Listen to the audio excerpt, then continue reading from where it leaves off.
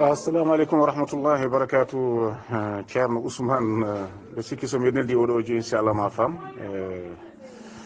namdima ɗo henne hooli ɗum ɗo inde oɗon mahdi kalteɗo eyyi ɗon men pamɗon so Allah jaaɓi inchallah ma wor ko pamɗa hen so Allah jaaɓi. Ewa joni noon neɗɗo il faut tan ko yaaha wittoji tan nde faama ɗum eyyi wona gueɗe ko ma jaaha tan wittoji donc ɗo henne oɗon mahdi kalteɗo o jogoto ko inde nelaɗo ninde nelaɗo ma woni ko Mouhammadou wiyete ma woni o wiyete ko Ahmad eyyi par ce que Isa ibn Maryam haalino ka ɗon haala wi no wiyetono kadi ya bani israila inni rasulullahi ilaykum musaddiqan lima bayna yadayya min at-tawrati wa mubashiran bi rasulin ya'ti min ba'di ismuhu Ahmad. ɗo ko inde mahdi Ahmadou wiyete eyyi o wi ko ne ara caggalam ne wiye ɗum ɗo ko Isa haalno ka ɗo haala e Qur'ana Allah siftini en ɗum e Qur'ana. Ewa joni noon eɗen gandi ɗum ɗon nde o ari nde wiya Muhammad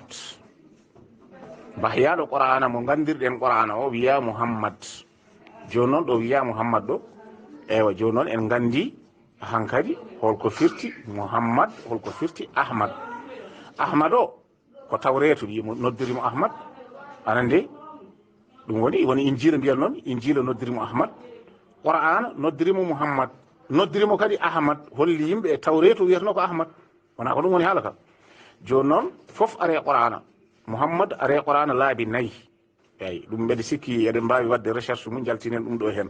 anande ene jeeya hen ma Muhammad aba ahadu min rijalikum walakinna rasulullahi wa khatimu nabiyin en kaalino ɗum ɗon haala ka ɗon kanko woni khatimu nabiyin ko ɗum woni ko ɓurana feññinen en donc ko Muhammad are Qur'ana wonde kañum woni khatimu nabiyin donc o wiyete ko Muhammad nde o are Qur'ana voilà kanko woni khatimu nabiyin fi ko annabi arta caggal makko. Tawreta no injila e tawreta ne wawi walla annabaɓe gadiɓe noddirimo anande Ahmad o feeñi anande e nder Qur'ana woni aya mo kalanmami ɗo. Joni noon so tawi en gari to hadis o wi rawa ɗum ɗo Abu Dawuda haali wa lafsu lahu anande ɗum ɗo ɗemgal ngal koye ɗum ɗo koye hunuko makko yiwi wa tilmise yaltini ka ɗon haala an Abdoullahi ben Mas'ud ummorade Abdoullahi ben Mas'ud an nabi sallllahu alayhi wa sallam nelaɗo Allah sallllahu alayhi wa sallam walla annabi sallllahu alayhi wa sallam qaala wi law lam yabqa hay sinno heddi min adduniya e aduna o illa yawmu ɗum ɗo ñalawma goto la tawwa anne Allahu dhalika al yawmu ma Allah anande haad oɗon ñalawma anande ɗum ninde c'est-à-dire jofde hatta ha yab'atha anande o nela ay ba'sa yab'atha ɗum ɗo bu'isa rasulullahi sallallahu alaihi wasallam innama ana bu'istu li utammima makarim al akhlaq on kaali no mbino wona nelal hatta yab'atha hawo feññina walla hawo nela ko nelal woni ɗo donc c'est une mission hatta yab'atha bu'istu li utammima makarim al akhlaq ko nelaɗo Allah win ɗon hatta yab'atha fof ko inde nde ko wotoro ko verbe droite ande fiihi anande e oɗon ñalawma rajulan woni gorko minni immade am aw min ahli beyti walla jeeyaɗo anani de e no wiyatono kadi e gueñam tawa yalti ko yam anande yuwaɗɗinu ande esmuhu tawa inde makko esmi tawa ne yaadi inde makko ne yaade yaadam firti ko wiyete ko Muhammad walla Ahmad eyyi wa asmu abihi baamum no wiyata kadi inde baam makko anande ko ismu abi ko babam o wi yamla'u o hebbina alal ardi yamla'ul ard o hebbina anande leydi ndi esɗe woni ɗum ɗo potal esɗe woni potal wo adle kadi woɗɗodirane potal kama muli'at zulman ande no toñangue gue wano heni wo juuran e bakkatuji o wi wa sahahahu alban sellini oɗo hadith fi sahih abi dawuda e immorade e sahihaji woni celluɗi dawuda wa qala cheikhul islam woni tokarama ibnu taymiya rahimahullah anande yo weli Allah woni makko ahadith allati yahtaju biha ala khuruj al mahdi hadisaji toɗɗiɗi jaltugol anande mahdi ahadis sahih ko ɗi hadisaji celluɗi donc surtout cheikhul islam sellin ɗum rawa ha abou daoud ɗi feññini abou daoud wo tilmise wo ahmad ɗi ahmed yaltini ɗi ɗiɗo haali wi wa gayrihum e nanduɗi hen min hadithi ande ibnu mas'ud e hadisaji ibnu mas'ud donc ɓeɗo haali o ɗiɗo hadisaji celluɗi wa gayrihi antaha min manhaji sunna o yalti koye deftere makko yalti koye manhaji sunna ay woni ɗum ɗo laawol ɗum ɗo sunna ande nabi nubuwati ay fate ɗum ɗo annabagal o wima yaya ɗum ɗo chapitre ɗum ɗo 8 anande page 254 eɗen ngara o wi ɗiɗo hadisaji anande kanko ibnu taymiya cheikh l'islam ibnu taymiya tokarama ande al ahadis leti yahtaju anande biha ɗum ɗo ala khuruji ɗum ɗo mahdi ko hadisaji ɗum ɗo ɗi ganduɗa hoorema cohlaɗi to banggue ɗum ɗo khuruji woni jaltugol mahdi woni mahdi ahadis walla ahadisu anandi hadisaji ɗum ɗo sahih o wi koɗi celluɗi rawa ha ɗum ɗo abou daoud ɗi feññini abou daoud wo tilmise wo ahmad wa gayrihum mina ɗum ɗo hadisi e ko nande majji habri ko umorade ibnu ɗum ɗo mas'ud wa gayrihi e fatimu antaha min manhaji sunna e ɗum ɗo tawa itta koye manhaji sunna donc itta koto makko to eyi wa rawa abou daoud feññini e hadis ɗum ɗo ujunaji nayyi e temedde ɗiɗi e capanɗe jeenayyi an abi ishaq imorade abi ishaq qala wi aliyu radiallahu anhu wa nafara ɗum ɗo ila ɗum ɗo ibnihi ɗum ɗo husayn o ƴeewi ɓiyi ko biyeteɗo husayn o wi o qala o wi anande inna abni hatha sayyidun ay oɗo ande ɓiyama oɗo ko sayyid woni ɗum ɗo arwande voilà arwande belditinowo yimɓe sikki wonɗo ka ɗum haalade kama sammahu ɗum ɗo nabi sallllahu alayhi wa sallam no noddirimo nabi sallllahu alayhi wa sallam so yahruju ɗum ɗo min sulbihi ma feeñoy ɗum ɗo e ndo kadi e ɗum ɗo geñu makko rajulun woni neɗɗo anande yusamma bi ismihi noddirte ko ɗum ɗo ko inde makko bi ismi nabiyikum ay ɗo wi tan ko bi ismi nabiyikum anande o jogoto ko inde nabiyi mon ko annabi mon tan o wi eyi donc so tawi o joguima inde annabi mon anande omo wawi wonde ahmad omo wawi wonde mouhammad eyyi ahmad o anande ko ɗum ɗo ko tawrete jangtori noon totti inde ahmad anande qur'an ari wi mouhammad addi hen laabi nayyi e nder qur'an fo dalla ɗum ɗo alhadith anande ene ɗum ɗo ene dallinire ɗum ɗo hadith wa athar ay ɗum ɗo woni batte ala anna al mahdi wonde madiw ande alladi yabasu woni ɗum ɗo nelateɗo woni missionnaire c'est un missionnaire donc ko nelateɗo donc on mbino wona nelal yabasu oɗo ɗum ɗo bas o innama ana bu'istu ɗum ɗo li utammima bakarimel akhlaq nel Allah so wi hoore moon nelirami ande ko ngam timmitinde ɗum ɗo kadi ɗum ɗo on mbino o wonata nelaɗo yabasu ɗum ɗo akhiru zaman o arata ko ɗum ɗo ko wattan jamanu yuwafiqu ismuhu inde makko ene hawra ɗum ɗo nabiyi anande yadata koye inde nabi sallllahu alayhi wa ismu abihi oɗo hadis woni peññinɗo ande inde makko inde bam makko anande yadata koye inde bamum anande annabi eyyi so inde makko yaade bamu annabi yaade inde bamu ɗum ɗo annabi oɗo kay ko annabi tan wonata annabi sallllahu alayhi wa sallam tan wonata koto goɗɗo wonata eyyi o ma yani anande an asmihi donc kanko e hoore makko woni ɗum eyyi dowri ko anande wa hadha yani ay ɗum ɗon anande firtata ko anna ismuhu mouhammadou ibne abdoullah inde makko wonata wadde ko mouhammadou ibne abdoullah ko ɗum woni ko namdiɗa cheikh ousmane sall eyyi wa hadha ma nassa alayhi asmu ɗum ɗo ahlul ilmu ko ɗum ɗo woni ko feññini anande yimɓe gande anande qala ɗum ɗo cheikh islam ibnu taymiya rahimahullah wi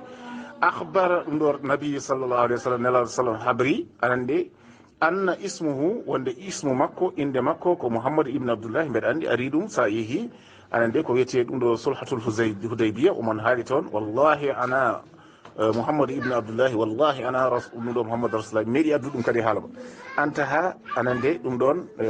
tawate anande ko jami ɗum ɗo masail wa qala aidan o wi kanko ɗum ɗo ibne taymiya almahdiyu alladi akhbara bihi nabiyi sallllahu alayhi wa sallam madiyu ande mo nabi sallllahu alayhi wa sallam wi ismuhu mouhammadou ibne abdoullahi ismu makko wiyete ko mouhammadou ibne abdoullahi mbeɗa andi wonɗo addiɗumi hadis eyyi antaha ma donc Muhammad ibn Abdullahi ismu ko Muhammad ibn Rasulullah sallallahu alaihi wasallam donc holgono sona Muhammad baɗi inde makko so inde ba makko kadi hawrata ko inde ba makko kanko tan woni ɗon ande min manhaji sunna ɗum ɗo yatta qala aidan o wi kadi ñara qala aidan kono ɓennen tan hankadi par ce que haala makko ha fof gotum eyyi joni gadde en goɗɗo wa qala ibnu kathir wi rahimahullah wa huwa Muhammad ibn Abdullahi kañum woni Muhammadu al alawiyu ɗum ɗo al fatimiyu ɗum ɗo al hassaniyu anande wallahu a'lam oɗo ko ɗum wi donc Muhammadu ibnu Abdullahi al alawiyu woni oɗo alawiyu al fatimiyu ay ko fatimiyanke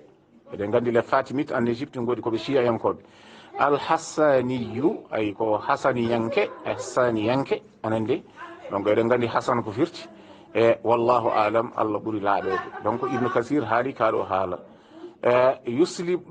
yuslihuhu ande allahu fi ɗum laylati wahid ay ɗon ɗum kadi mbawi ɗum ayi yatubu ande alayhi ene tuuba e makko o yuwafaquhu ene yaada e makko wa yalhimuhu ɗum ɗo rushde anande bada an lam yakunu dhalika eyi donc an tahama ɗum ɗon yalti ɗum ɗo e bidaya finni ha bidaya won nihaya eɗen gandi ɗum ɗon ko tafsir makko mo joni qala ɗum ɗo qari biyeteɗo alqari wi rahimahullah yuwati ɗum ɗo esmuhu esmu ɗum ɗo esmi anande wa esmu abihi esmu abi ɗum ɗo gam ko goɗɗo haali wona ɗum ɗo ko yimɓe woɗɓe kalata wona nelaɗo haala ɗo wa yakunu Muhammadu ibnu Abdullahi o wiyete ko Muhammad o fihi radd ɗum ɗo ala shi'atu ɗum ɗon ko duttugol faade shi'a en hayso yaquluna ɓe mbiya almahdi ɗum ɗo almaw'udu kalateɗo huwa alqa'imu anande almuntazar ay garoyow ɗum ɗo muntazar paɗaɗo wo huwa Muhammad ibnu Hasan al askari ay ci en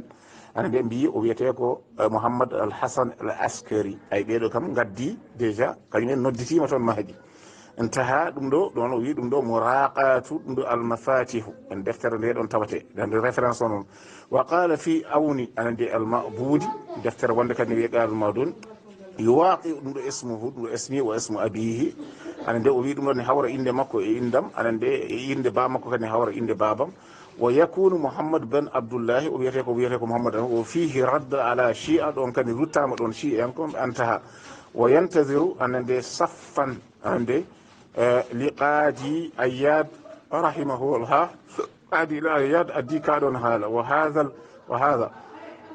o wi fal mahdi alladi akhbara an nabi sallallahu alaihi wasallam kalaɗo fate ɗum ɗo ismuhu anande inde makko ɗum ɗo ko Muhammadu ibnu Abdullahi o Muhammadu anande ashharu ɗum ɗo asma'i koye inde ɗe ganduɗa ɗo wo huwa zukira fi shahadatain e seedeji ɗiɗi ñara eyi ok donc mbasen junnade hen aɗa wawi janggude ngol ɗo bindol so tawi aɗa yiiɗi ɗum ɗo famde inchallah wonko jinmi ɓennude mi ɓeyda hen tan seeɗa inchallah donc en gandi oɗo arata ko akhiri jaman Isa wiya arata ko akhiri jaman eyyi foof de ko mahdi tan mahdi fitti ko pewnowo Isa so ari fewnude kañum no fiyata ko ɗum ɗo donc ga en ɗo wiyete mahdi ɗo ko sowore anande to en to wiyete Isa to en toon ko inde nde ne latti wiyete ko ɗum ɗo Isa ibnu Maryam eɗen gandi ko hooli on noon kaɗo haala eɗen gandi ko Isa haalnoɓe sayati min baadi ɗum ɗo rasul ismu Ahmad nan ɗo wiyano wa id qala Isa ibnu Maryam ya bani israila inni rasulullahi ilaykum musaddiqan lima bayna yadayya min at-tawrati wa mubashiran bi rasulin yati min baadi ismu Ahmad ande falamma ja'ahum bil bayyinati qalu hadha sihrun mubin ay kaɗon haala qawluhu ɗum ɗo ko tafsir mo gandanɗa hoorema wiyete ko ɗum ɗo tabari anande qawluhu ta'ala biigol konngol makko mo jangguene makko tan seeɗa id qala Isa ibnu Maryam nde Isa ibnu Maryam wi ya bani israil e heymon bani israil inni rasulullahi ilayhim ko nde komi nelaɗo ɗum ɗo faade mo musaddiqan ɗum ɗo mbeɗe gonɗini lima bayna yedey anande ko woni ɗo yeesam ɗum ɗo mina tawret anande woni ko windi ɗum ɗo e taw heer wo mubashiran mbeɗe weltiniron bi rasuluni yati min baadi ne arata ɗum ɗo caggalam ismuhu Ahmad falamma ja'ahum nde o are mum bi bayyinati nde o are mabɓe wonde ɗum ɗo jiigi ɗum ɗo dalilaji peñji qaalu ɓe mbi wonde haha ɗum ɗo sihrun mubin ɗum ɗo de anande ko ala ko ɗum woni so wona mbilew peñgu qaalu ɗum ɗo gaɗa ta'ala anande Allah subhanahu wa ta'ala wa id qala Isa ibnu Maryama ɗum ɗo ayye wa id ayye wa azkara lahum o ɗum ɗo feñinaɓe ande hadihi l qissa woni ɗum ɗon oɗon qissa woni oɗon qissa aydan anande wa qala ya bani israila wa lam yaqul ande ya qawmu anande kama qala ɗum ɗo Musa kañum wi ko qawmu kanko wi ko ya bani israil eyyi li annahu ɗum ɗo la nasaba ɗum ɗo lahu o ala ɗum geñgol ɗum ɗo fihim o ala geñgol ande immorade mabɓe anande wa yakununa anande qawmuhu ha ko aɓe gona anande no wiyete kadi ɗum ɗo ko leñol makko donc Moussa jogui ko leñol mum et cetera kono noon ɗo wi ya bani israil ɗo wi musaddiqan wine tawrete ɗo wiide ni itta ɗum kadi wona hunde wemni inni rasulullahi min de komin nelaɗo Allah ileykum faade moon anande bil injil anande e fawade e deftere no wiye injila donc mo serdi Moussa kam anande kanko o jogui ko deftere makko to pourtant o wi musaddiqan lima bayna yedeyi ay ɗum ɗon mbeɗe janggi tawrete ɗum ɗon mbeɗe gonɗini ko woni hen anande o washiran bi rasulin yati min badihi ismu atan ɗon haalani ɗon injila eyyi injila o anande ko banggue goɗɗo aroyta musaddiqan lima bayna yedeyi anande minat tawrete woni deftere wiyeten tawrete ɗo joni woni tan ko en kaala ɗo tan ko enen ciftina ɗo henne ko Isa ibnu Maryam wino nelaɗo nana ara anani caggalam ne wiye Ahmad caggal nde nelaɗo Allah sama sanki hadisaji gari mbi wonde ma woda Isa ma aroy caggal anande e akhiri zaman hadisaji goɗɗi kadi mbi Mahdi ma aroy akhiri zaman en kaali ɗum ɗa en hayso heddi ko ñalawma goto joni noon akhiri zaman kay mataw ñalawma goto kam ɓuuri ɓadade donc Mahdi oɗon kaalaɗo ɗono ko holon holi oɗon Mahdi ɗon nde kadi ma ƴewtide no feewi holi oɗon Mahdi donc Mahdi ko sowore ande Isa ko ɗum ɗon woni ko Cheikh Ahmad Tidiane nodditi ko ɗum ɗon woni darsu mo mbaɗɗen o aqulu qawli hada astaghfirullah li wa lakum ti aura le temps ɗum ɗo an Ousmane Sall de bien regarder de bien réfléchir anande e so Isa aroyi on sanga mi yiiɗa artude ɗiɗo haalaluji inchallah ɓaɗa yimɓe ñaaguima ɗum ɗo darsu o fandare mum wonno anande ko feññinde anande wonde Cheikhna Ahmad Tidiane innitorima ko kañum woni Mahdi garowo o kanko woni Jésus ɗum ɗo le parousi woni Jésus gartoyowo kanko ɗum innitori ko ɗum woni tijjaniyankagal ko ɗum woni tijjaniya eyyi ɓe mbi Ahmad Tidiane ko kañum woni ɗum ɗo oɗon Mahdi donc garoyowo akhiri zaman en peññiɗi ɗo e verset ɗum ɗeji o yaltini kanko ɗum ɗo Ahmadou Bamba Ndiaye o feññini ɗon wonde ko Isa ibn Maryam gartoyowo Jésus Christ ɗum ɗo le revenu voilà maintenant vous avez la même anande ɗum ɗo ko ne kadi foi ande kala Tidiane donc sohlani ko neɗɗo ne ƴetta deftere Jawahir Mani ne jangguina en ñante e mabɓe tan inchallah so tawi ko ɗum jiɗɗon inchallah ko ɗum ɗon winde hadisaji ko ɗum ɗo winde ɗum ɗo ko ɗum woni Ahmed Bamba ko feññini Ahmed Bamba ko feññini Isa kadi haalino wi wonde rasul ne arani wi Ahmed onon on mbi wonde oɗon rasul wona Mouhammad sallallahu alayhi wa sallam on gara yo caggal makko o ɗum kay nan ɗon tan inchallah mi yiɗano ruttade kaɗo haala kono ko Saydou Nour addi haala ka ha gartuɗen ha ɓoɗo qawli haala astahfirullah li wa lakum donc on jarama assalamu aleykum wa rahmatullahi wa barakatuh mawɗo texte o juutan no fewi kono tan inchallah ma en defte hen tan mbaɗen hen hay sogoji tati walla nayyi ɗo joni haala ɗo kadi ko docteur Bamba Ndiaye kanko feññinta ɗeɗo gueɗe Jésus est le chemin la vérité ɗum ɗo e la vie en kaalino Jésus o kañum wi woni Isa ko kañum woni le chemin woni kañum woni laawol ngol la vérité woni ɗum ɗo gonga o e la vie woni gurdam kanko woni ɗum ɗo chemin laawol kanko woni la vérité kanko woni gonga kanko woni vie kanko woni gurdam et nul ne vient du père hay goto ummortako to baba to anande que par lui o wi ya rutto anande e Jean ay woni Yohanna anande chapitre 14 anande verset 6 o wiya rutto toon ɗum woni dalilu makko oui il n'y a plus de vrai oui il n'y a pas plus de vrai ala ko ɓuuri ɗum ɗo laftude ande par docteur ɗum ɗo Bamba Ndiaye docteur Mouhamadou Bamba Ndiaye o wiyete eyyi ɗum ɗo ne laaɓi ceer o wi Jésus est le chemin Isa ko kañum woni laawol ngol la vérité kañum woni gonga o et la vie kañum woni gurdam ɗam et nul ne vient ɗum ɗo au père hay hunde ummortako to baba to que par lui so wona immorade mon ko wi ya évangile woni injila selon Saint Jean eɗen gandi ko kañum woni Yohanna verset anande walla ɗum ɗo chapitre ɗum ɗo 14 verset 6 oui o wi en ha kay il n'y a pas ɗum ɗo plus vrai ala ko ɓuuri ɗum gonɗude o wi ɗum ɗo ne gonɗi ha ɓurti ay oɗo joni itti ɗum ɗo dalil mum koye bible ko tijjaniyanke woni ɗo o wi Jésus a dit aussi Isa mo kalanomi ɗo dow o ko kañum o wi Isa wi kadi mon père m'a remis toutes les choses babam totti kam gueɗe ɗe foof donc oɗo Jésus Christ ande kaalowo ɗo ko joom baba o eɗen gandi Adama mo haalduno wi ɓi bamum anande e bamum ruham ɓiɓandam donc ko wone nder men ko ɗum woni Jésus Christ voilà donc ruhu gonɗo e men o ko ɗum woni Jésus Christ ɗum waɗi chrétien goto ɗum ɗo radio Sénégal ɗo wi ce n'est pas moi qui vis, c'est Jésus qui vit en moi paami haala personne ne sait qui est le fils hay goto anda baba ɓiɗɗo o ande si ce n'est le père ko baba o tan ɓuri andude et personne ne sait qui est le père hay goto anda ɗum ɗo baba o ande si ce n'est le fils wona ɓiɗɗo o ande et cela et ce à qui le fils veut bien révéler so wona on mo Allah yiɗi famminde ɗum ande o wima ya injila selon ayi riwaya ɗum ɗo Saint Luc woni Luka ane nde woni lukande woni mo joguimi ɗo henne ɗum ɗo waɗa e pular o ande e chapitre 10 ane nde e simore sappo ande aya nogas e ɗiɗi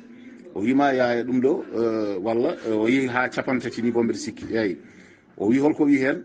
moi et le père nous sommes un min e baba o komin gotum min e baba o komin gotum firti ko jaati amen ko goto ɗum firtata jaati amen firti ko ruhu min komi ruhu ayi min ko ruhu gonɗo e men o ko kañum woni le fils du père donc ko ɗum woni ko haalte ɗon o wima yaya évangile selon Jean aɗa nde yaya injila selon Jean chapitre 10 chapitre baɗo 10 o verset ɗum ɗo ne kadi 30 o wi oui kanko o setti ɗum kanko Mouhamed Bamba Ndiaye tout cela est vrai ɗum ɗon fof ko ɗum gonga mais les chrétiens kono ɗum ɗo chrétien ɓe ande ne savent pas ɗum ɗo qui est ɗum ɗo véritablement le père chrétien ji ɗi ganda holi baba o comme Jésus ɓe ganda kadi Jésus fils de Marie laadi no haaldi ɗum ni si je me glorifie moi-même so tawi mi teddini hooram ma gloire n'est rien hay ɗum ɗo ne kadi teddugalam wona haydara c'est mon père qui me glorifia ko babam woni teddinowomi lui dont vous dites anande qu'il est votre Dieu on mo mbiyatom kañum woni anande Allah mon ande et pourtant anande vous ne le connaissez pas saabu oɗo nde on ganda ɗum donc o wi walla ɓe Allah andini firti ko Allah andinimo kanko andini no wiyatano kadi El Hadji Malick Sy e ɗum ɗo e galle mumen mais moi je le connais kono min mbeɗa andimo Issa wi ne andimo et si je disais so tawi mi wino anande que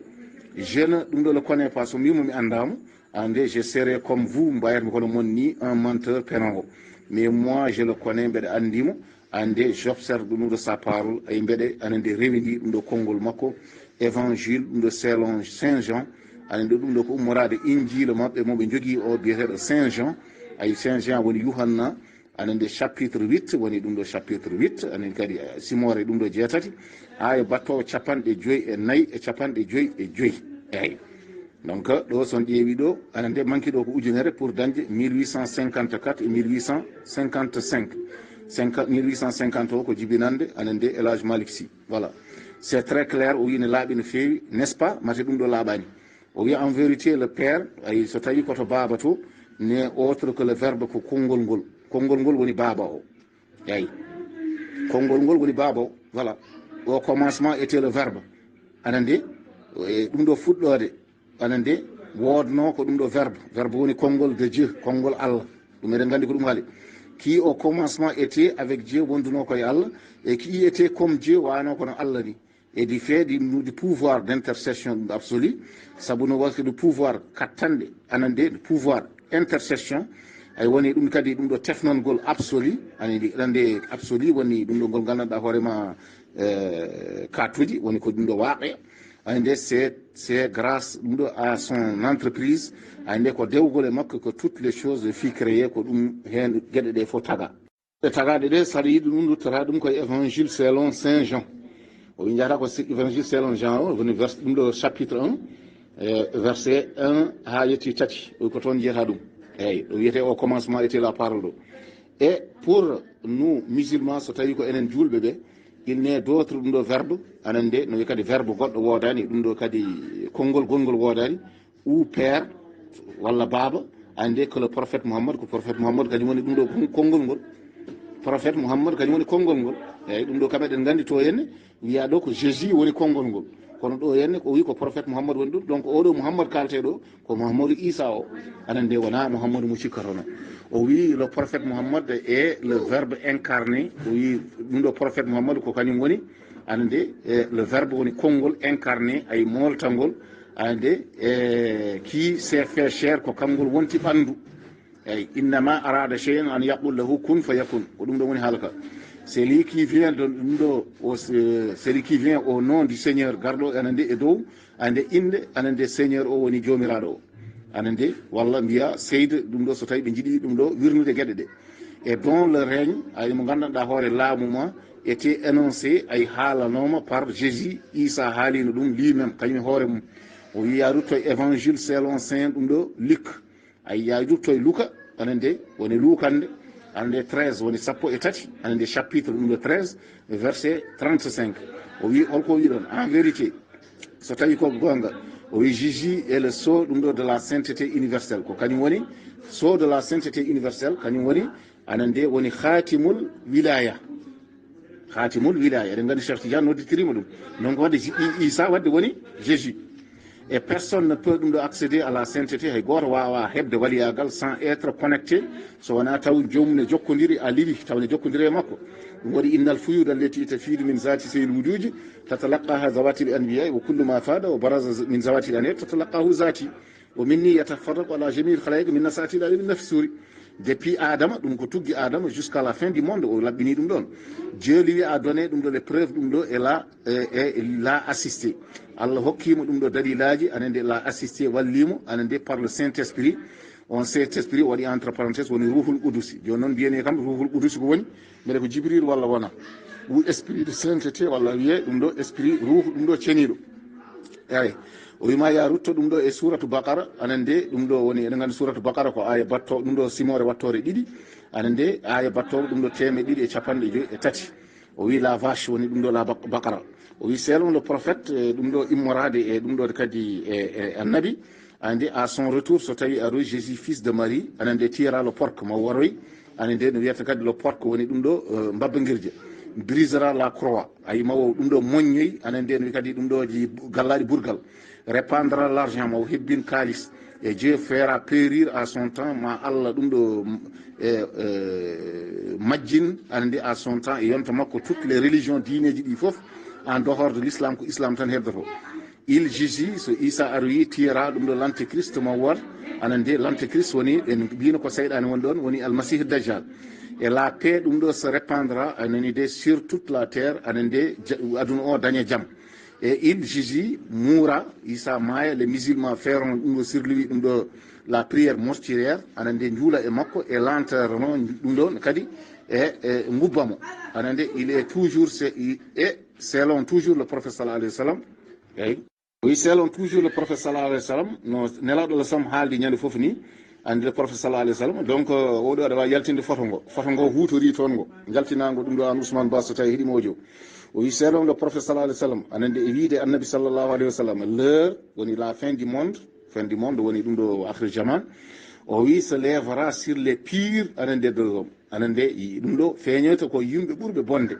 anande il n'est d'autre ɗum ɗo mahdi goɗɗo wodani que Jésus fils de Marie ko Isa ibn Maryam tan wiyete mahdi rapporté par Hakim o wi sa yi hadis goto Hakim ne addi ɗum ɗo ka ɗon haala donc Isa ko kañum woni ɗum ɗo kañum woni mahdi eyyi kamɓe ɓe mbi mahi gartoyo kañum woni Cheikh Tidiane donc Cheikh Tidiane kañum woni Isa gartoyo voilà ɗum woni Cheikh Tidiane ɗum firtito Tidianiyankoɓe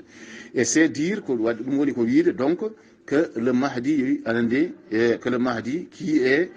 l'incontournable mo gandanɗo hay goto wawa ɗum sowona rew mum ande repère woni ɗum ɗo tugunorde de la voie droite lawol ɗum ɗo poccingol ngol allah poccingol droite woni lawol ñamol ande la porte ɗum ɗo de repentir kañum woni ɗum ɗo damal ɗum ɗo tubuguya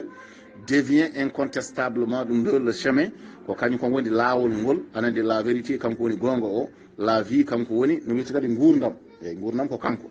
bref anande ɗo tan ko raɓɓiɗi tan la voie ɗum ɗo obligé ɗum ɗo du salut ay ko ɗum laawol ngol gandanɗa hoorema obligé ngol neɗɗo foti rawde ha male salut et de parler de rappeler siftinde ɗo que le titre ɗum ɗo de sceau ɗum ɗo de saint woni ɗum ɗo kadi konngol ɗum ɗo le sceau de saint ɗum ɗo woni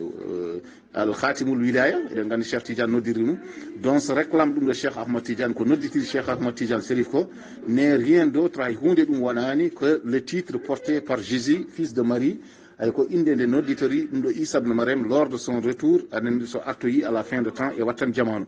il devrait être le rétro ɗum ɗo confirmé ko kanko woni anen nde woni ɗum ɗo garayowo ɗum ɗo par son disciple anen nde feññinta ɗum ko disciple makko woni ɗum ɗo almudo makko le Mehdi le Mahdi biyeteɗo Mahdi donc Mahdi kañum woni ɗum ɗo kañum woni Issa gartowo en la personne ɗum ɗo de son rétro ɗum ɗo confirmateur ana nde le consolateur woni ɗum ɗo kadi e ɓuɓnowo ɓerde il n'est d'autre ɗum ɗo Mahdi goɗɗo woda que son confirmateur walla neɗɗo garowo ɗum ɗo peññinowo ɗum ɗo ande car chargé ɗum ɗo d'apporter ɗum ɗo le preuve que décisif kañum addata ɗum ɗo dalilaji laftuɗi pour convaincre tant les musulmans gam wawde ana nde famnude ɗum ɗo julɓe ɓe que les gens du livre et yimɓe ɗum ɗo kadi les gens du livre woni ɗum ɗo yimɓe ana nde les chrétiens et les juifs et les chrétiens et les juifs ko ɗum woni les gens du livre woni yimɓe defte et conformément à une prédiction coranique no ardi e ɗum ɗo e aɗa nde e no qur'ana feññiniri ɗum ni ande o wima ya ɗum ɗo aɗa nde chapitre 8 woni simore wattore capanɗe jeenayyi e jeetati aɗa nde aya battowo gadano aɗa nde la preuve décisive woni simore wiyetonde albayyina windi ɗum ko docteur Mouhamadou Bamba Ndiaye aɗa nde rétroconfirmateur consolateur etc mais donc rétroconfirmateur consolateur ɗum ɗo di Mahdi kanko woni laɓɓinowo ɗum ɗo ko fate Mahdi son éminence aɗa nde e teddungal son éminence ɗum ɗo Serigne El Hadj Major ɗum ɗo Cissé wiyeteɗo Alhaji Major Cissé feññini ɗino haaleji fils spirituel ayi oɗon ko ɓi aɗa nde spirituel to banggue ɗum ɗo ruuhu ayi nde de Serigne Babacar Sy ayi woni Babacar Sy ayi ko ɓi Serigne Babacar Sy to banggue ruuhu kanko woni khalife ɗum ɗo Cheikh Ahmad Tidiane ko khalifa Cheikh Ahmad Tidiane Chérif ay nde le sceau de sainteté woni waliyaɓe et c'est Christ ɗum ɗo de la parousie on woni biyeteɗo le Christ de la parousie ande woni Christ de la parousie woni Jésus fils de Marie ɗum ɗo revenu ay Isa ɓi Mariam gartoyowo on woni Mahdi aqulu qawli astaghfirullah li wa lakum ewa Ousmane Ba so tawi a heeɓi ɗum ɗo jaltina photo ngo hutoriɗo on ko holi Jésus Christ kañum e gallaɗi mum burgal aqulu qawli hada ndendina ande nden kadi image uji ɗiɗɗi inchallah wona photo men inchallah pour feññinde anan nde ɗiɗo haalaruji hami ƴeewa inchallah sunniyankoɓe ko jiiya ɗeɗo jiyande inchallah barakallahu fina wa fikum jasakumllah khair